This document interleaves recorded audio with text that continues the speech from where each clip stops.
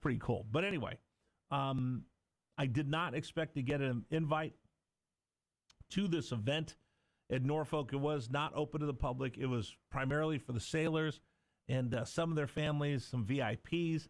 And I was just honored to get an invite from the National Vet Court Alliance. And Danielle Cortez, who is the chairman of that organization, said, Rich, I'd like to invite you. And he had a couple slots. And they said, would you like to come out to Norfolk for the 250th anniversary celebration for the U.S. Navy and see the president speak and Secretary Hegseth? And I'm like, boom, let's go. Got up on Sunday morning, drove over, and it truly was remarkable to be there. And it was broadcast on cable news and C-SPAN. And number one, just being with all the sailors. And again, I think I've told you, my son's path into the Navy has not been an easy one, but I respect the fact that he's been knocked down a bunch of times, and he's still fighting hard to get that commission in the Navy, and I can't wait to see him get that commission one day, although now he's talking to the Marine recruiter because they like him because he can speak Chinese, read, write, and speak Chinese, which is his minor in college, so we'll see which service he ends up. But he says he's going to be in the sea service somewhere, Navy, Marines, we'll see. But to be there with all of them on their special birthday, and I did. I'll post this on Instagram. I brought the original flag of John Paul Jones on the Serapis. John Paul Jones, father of the Navy. Jefferson started the Navy. John Paul Jones was special in naval history, leading the Continental Navy, and he actually is the first to attack the British in years, and this is during the Revolutionary War times. And after he attacked the British, and they're like, whoa, wait a minute, the Americans are attacking us. We have an ocean between us. Really the first time we ever saw sea power flexed by the United States, even in the very beginning of our country. His ship was damaged, and he had to go find a port for repairs. But if you show up without a flag, that means you're a pirate.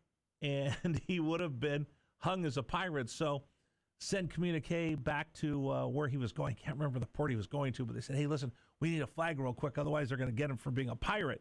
So they told him it was red and white stripes, blue with stars on it, because we didn't actually have a national ensign at that time.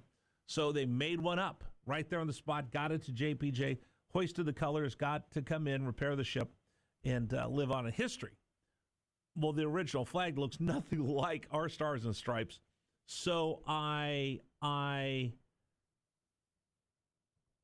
brought that original JPJ flag with me just to honor John Paul Jones, who is the founder of the Navy, father of the U.S. Navy. He's buried at a crypt at the Naval Academy in Annapolis, and I wanted just to make sure that they remembered him, and they talked about him a lot. So it was really just a fascinating day, exciting day.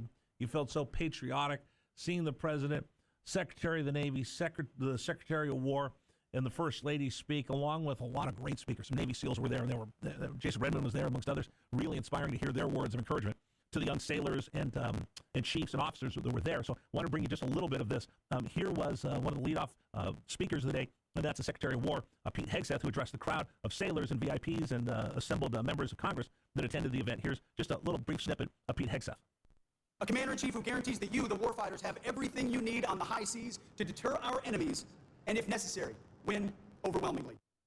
He went on to say, you know what, listen, the only thing standing between you and hearing from the First Lady and the President, so I'm going to make this very, very short.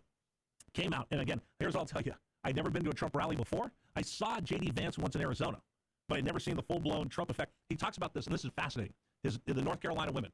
These are some ladies from a small county in North Carolina that have just invested their time, their time, talent, and treasure in supporting Donald Trump. And they work with the folks that put on these big rallies. And I think he said they've done hundreds of them.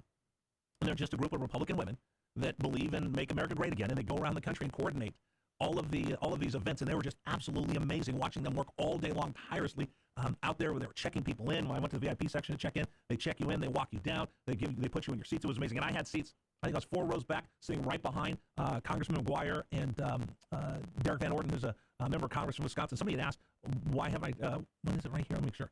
Rich, you did not mention Virginia Senators Kane and Warner attending the 250th anniversary of the Navy. If they did attend, did they interact with POTUS from Midlothian? I did not see them there. I don't think they attended. I saw Dan Crenshaw, saw John McGuire, Derek Van Orden, Rob Whitman, a few other but I did not see our senators from the Commonwealth there that day. So just in case you're wondering, Winsome Sears was there. Who else? There's a couple others. I'll get you the whole list here in just a second. But it was really really an amazing day. Melania Trump came down, and she's just so graceful. And she came down. She was wearing a white USA hat, leather jacket, jeans. Came down, and actually now she speaks more than she did in the first term for Donald Trump. So she came out and addressed the sailors that were there that day. Here's the First Lady. I witness the enduring spirit of America's Navy, which propels every mission and lives on to every sailor who serves. So she came out and talked about honoring the Navy and the power of the Navy, and she talked about everything agreed to the sailors. She got a big round of applause, so that was very interesting. The other congressperson that was there was Jennifer Kiggins from right there in Norfolk. So she was there. McGuire was there. Well, I think I named off everybody who was there that were members of Congress that came to the event. And then finally, Donald Trump comes out. Proud to be an American, ended up leaving the stage to YMCA, did the dancing again. I was like 4 or 5 rows back, so it was really interesting to see. Watching him walk down off of the Truman onto the pier was electric. Here's just a little bit of Donald Trump that day yesterday in Norfolk. We would have won Afghanistan easy, would have won every war easy, but we got politically correct. Let's take it easy. We're not politically correct anymore, just so you understand. We win. Now we win. You hear a couple of the sailors yelling, yeah, way to go. So they talked about, listen, this is a lethal fighting force. We are doubling down that we are there, peace through strength. We'll be prepared. We're going to get fit. We're going to bring back our grooming standards, our personal accountability standards. You will have your bearing, and we will have your back, was the message the president delivered to the sailors on the 250th anniversary. But I thought it was great as they, again, go through all of the great naval legends in our sea service, from John Paul Jones to Admiral Nimitz, and through. It was truly a remarkable day, and I was honored to be there to celebrate our Navy's 250th birthday. It meant quite a bit to me to be there. So want to share that with you. And I took a ton of pictures. I'm like the grandparent with the first grandkid, taking about a bazillion pictures. I'll start posting them on Instagram later today. Anyway, that was pretty exciting to be there. And we had a chance again. We spent some time with the congressman. We're going to start getting them to come on, our congressmen on both sides of the aisle, to talk about this government shutdown, see how we're going to be able to get this thing finished off and get back to work just, again, on the 15th. All those sailors over there watching the president, they don't get a paycheck after the 15th. We need to get this thing settled right now. You want to comment, please feel free. You guys know the number, 833-804-1140 on the James River Air Text line. We'll continue. I'm Rich Herrera. Thanks for joining us this morning. This is News Radio WRVA. You know, sitting here looking at our studios, and they are gorgeous. Why?